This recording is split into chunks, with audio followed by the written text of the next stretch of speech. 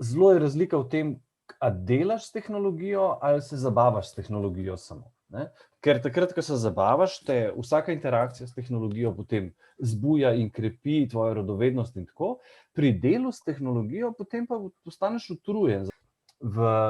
Pri sodelovanju v pouku nadaljavo je pa veliko večja kognitivna obremenitev.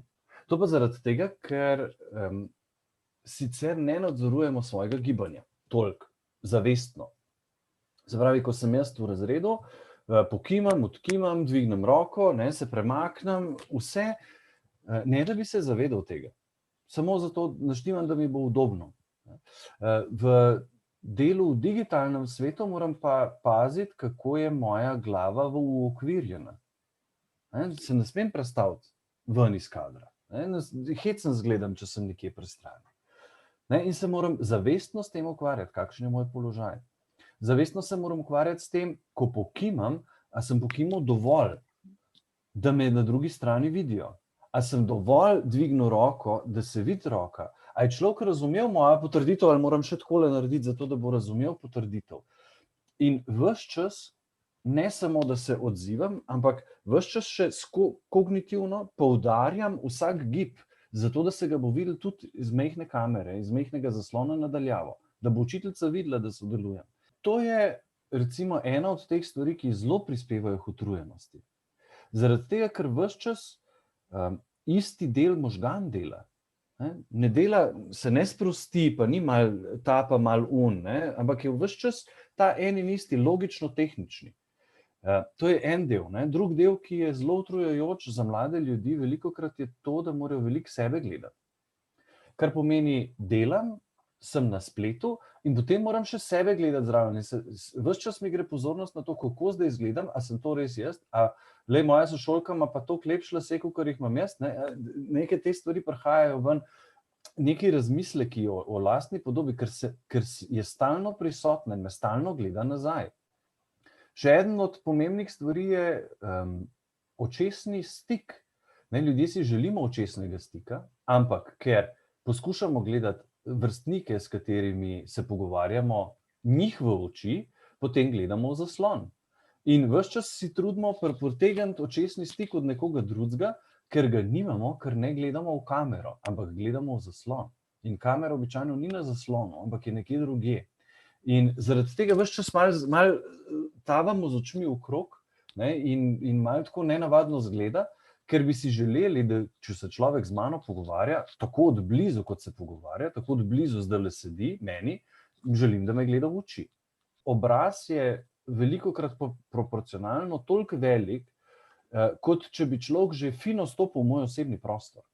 In zaradi tega se ne počutim dobro, ker je človek preblizu, ker imam občutek, da bi želel iti bolj stran. Ker je ta najina razdalja prebližnja in me to utruje in se s tem ukvarjam ves čas. Potem je pa še ena stvar, pa to, da res čist fizično sedim za računalnikom in se ne premaknem.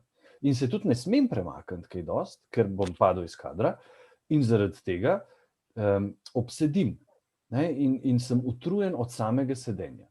To so vse te neke utrujenosti, do katerih je prihajalo. In to resnično, to zmanjševanje gibanja, se nam pozna potem vsem po vrsti, ker če jaz sedim 6 ur za računalnikom, pa pol vstanem, pa se začnem pretegovati, bom zaškripal.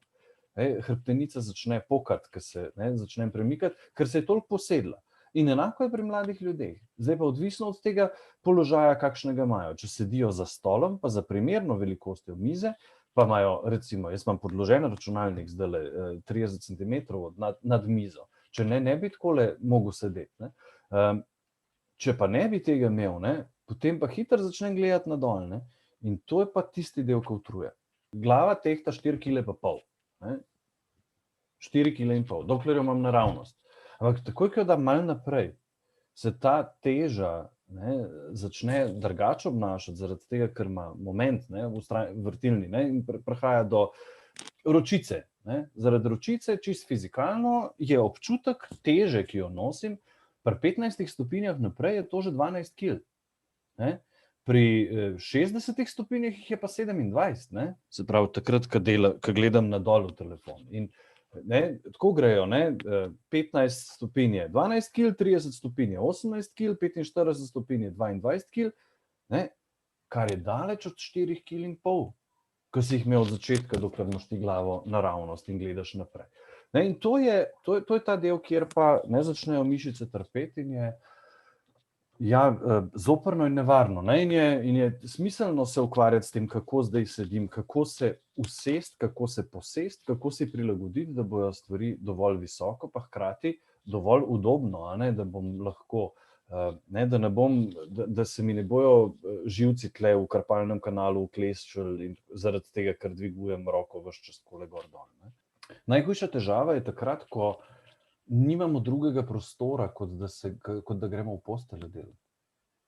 To pa je zaradi tega, ker tam pa zelo velikokrat prihaja do zelo napačnih položajev, zelo neprimernih položajev telesa. In tudi v končni fazi začnemo povezovati prostor počitka in prostor dela v isto stvar. To pa je izziv, tudi za spanje in potem za osredotočanje in tako naprej, ker se začneš res mešati čisto najbolj intimno, pa najbolj delovno, najbolj javno. Začneš mešati ti dve sferi med seboj. Če gledamo ali iz telesnega vidika, koliko je to težko za oči, za telo, za hrbtenico, koliko je na drugi strani tudi tako za nas osebno, tako za našo psihološko stanje človeka, gledati v ekran in nekako ne imeti nekih resnih, resničnih stikov z ljudmi, ki jih pa vsi pogrešamo. Dolgo časa je trajalo in lahko se res pojavijo pri določenih osebah, da jim je res težko priti v kontakt in se ponovno vzpostaviti neko prijateljske vezi, kako sploh, kaj naj se sploh pogovarjam. Zdaj pa tukaj jaz vidim, ko sem z nekom tako prek ekrana, vidim sebe, kako govorim, drugega in pride dejansko lahko do zmede tega, kaj naj zdaj sploh rečem, kako naj zdaj sploh se obnašam tukaj, kako naj izpadem dobro. Tako, namesto da se sploh ne bi s tem ukvarjal, se postane to res ena težava, gledanje sebe ves čas v ekran, ko pač tega nismo navajeni bili od prej. In kot da smo eno ogledalo ves čas pred sabo. Zato je tudi dosti imelo izklopljene kamere večkrat, kljub temu, da je bilo fino, da bi se videli drugega, ampak je to res težko gledati sebe, 3-4 ure, koliko je že treba, in se sprejeti takega, ki si. Sploh, če nimaš že odprej nekih takih spodbud iz okolja, domačih, morda od staršev, da te sprejemajo takega, ki si, ali pa od prijateljev, potem je to lažje. Zdaj za nekatere, ki pa tega niso imeli, je bilo pa to res lahko šok, tako ves čas gledati sebe. Dostikrat je problem glih pri tej samopodobi, ki se v tem obdobju razvija, sploh pri najstnikih, in je dostikrat glih težava, ko pač ali imaš tukaj en mozolj, ali te to moti, pa tak nos imam, ono pa lepšega, jaz imam pa tako frizuro, tako no. In postane to lahko velika omejitev v tem času in lahko zafrustrira še veliko bolj. Nekaterim zelo težko se pokazati kamero in videti, kje živijo dejansko, kako to izgleda njihova, pa tudi, če je to samo en mali del sobe. In nekateri niti tega niso imeli svojega prostora, da bi lahko v miru imeli to, ampak če je bilo okrog še bratje, sestre, je bila to res cela norišnica lahko okrog, ali pa starši, ki delajo doma tudi okrog in vsak svoj prostor. Veliko družin je imelo zelo velike izzive tukaj. Kam naj gre, kdo ni dovolj računalnikov, eni nimajo kamere, že to se je lahko videla razlika. Aha, a ti imaš pa tak računalnik, tebi pa slabo lovi internet, a nimate tako dobrega interneta, aha, a ti pa nimaš kamere sploh gor. Tako, veliko takih stvari, ki se drugače sploh ne bi tako opazila. To mešanje vlog dostikrat res naporno in tudi otrok včasih ni vedel, kje je zdaj ta meja, kaj sem zdaj jaz, a ti zdaj, ki težim tukaj za nekaj, ali tisti, ki probam razumeti. Poleg tega so imeli starši svoje delo in so se dostikrat težko tekom dneva, odvisno, koliko so bili stari otroci, ampak težko vzeli čas za pomoč otrokom za domačo nalogo, na drugi strani spremljati, kaj delajo na internetu, na drugi strani imeti svojo službo. In zato je tudi bilo toliko te napetosti in frustracije že samo znotraj doma. Pri enih se je res pokazalo, da so če so bili že prej bolj zadržani, se je zdaj v tem času lahko še toliko bolj pojavilo, da ko je bilo treba iti v šolo nazaj, nekako jim ni bilo za iti in so imeli res težavo nekateri otroci vzpostaviti spet stike z vrstniki, ker se je ta izolacija toliko okrepila, da jim je bilo težko ponovno iti v svet. Igre od 2010 naprej so bile usmerjene zelo v dejansko faktorje odvisnosti.